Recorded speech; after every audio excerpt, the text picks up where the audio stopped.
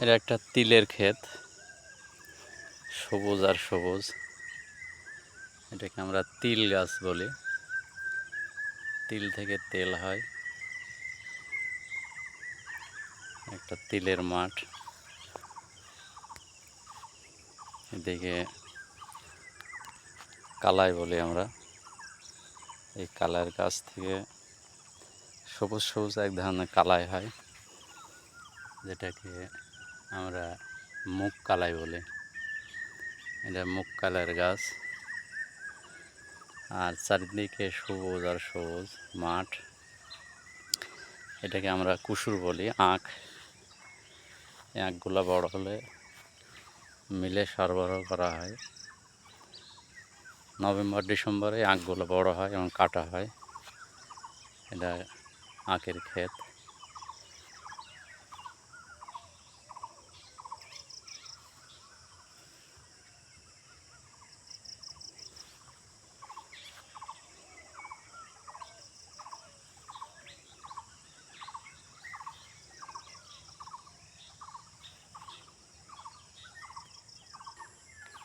এটাকে আমরা পাট ক্ষেত বলি। পাট গাছ থেকে পাট তৈরি হয়। এই গাছগুলো যখন আরও বড় হবে, তখন এই গাছগুলা কেটে পানিতে চুবাই রাখার পরে 10 থেকে 15 দিন পরে এগুলা কাটা হবে। এগুলা গা থেকে ছিলে পাটখড়ি বের হবে এবং পাটগুলা রোদে শুকায় এগুলা বিক্রি হয়।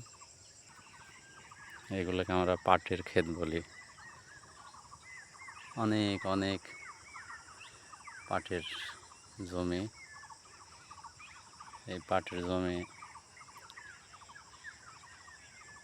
বর্ষার সময় পাট কাটা হয়।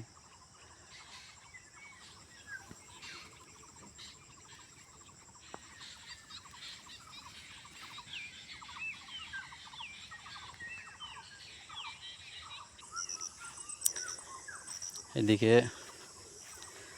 যেদিকে তাকানো যায় খালি সবুজ আর সবুজ মাঠ। আমাদের এদিকে কুসুরটা বেশি হয়। কুসুর নর্থ বেঙ্গল সুগার মিলে সরবরাহ করা হয়। এই কুসুর উপর ভিত্তি করে কৃষকরা কুসুর তৈরি করে। এই মিলের উপর ভিত্তি করে মিলে সরবরাহ করা হয়। এগুলো এখনও ছোট, অনেক বড় হবে। নভেম্বর ডিসেম্বরে এগুলো কাটা হয়।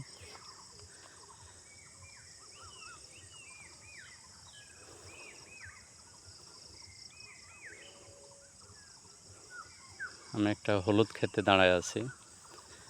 গাছগুলো ছোট, হলুদের গাছগুলো ছোট। এগুলো আরও বড় বড় হবে।